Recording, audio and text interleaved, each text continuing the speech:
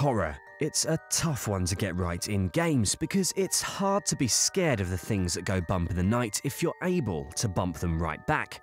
But then again, leaving players completely helpless is a trick that loses its effectiveness during the 12-hour runtime of most blockbuster games.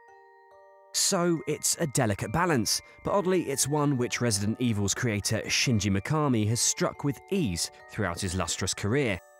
And it's one that he's trying to strike once more with The Evil Within, a new survival horror game he's directing that's out this October. Players take on the role of Sebastian Castellanos, a detective who finds himself in a bizarre world where monstrous creatures and undead beasties lurk.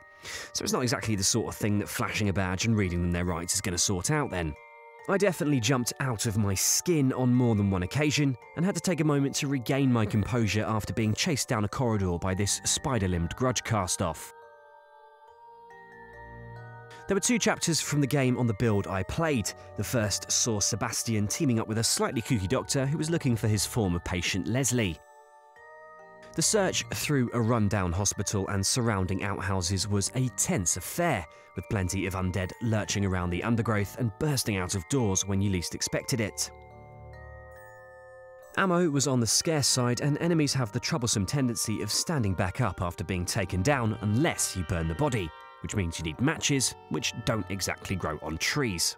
Sebastian really needs to invest in a lighter. The first chapter was really just a warm-up for what was to come though, as the second chapter I got to play was set in an abandoned mansion in the woods.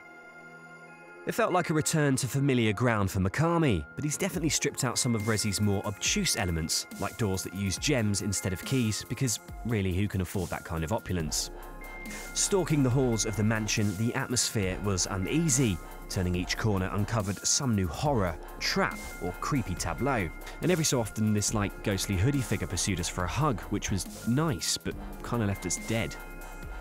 Overall, The Evil Within felt like it was leaning more towards the action-based style of Resi 4, although a few sections did throw up enemies that could not be killed, like that bloomin' spider tramp. But throughout I was tense and terrified. Personally, I can't wait to see what other horrors Mikami has dreamt up to give me nightmares.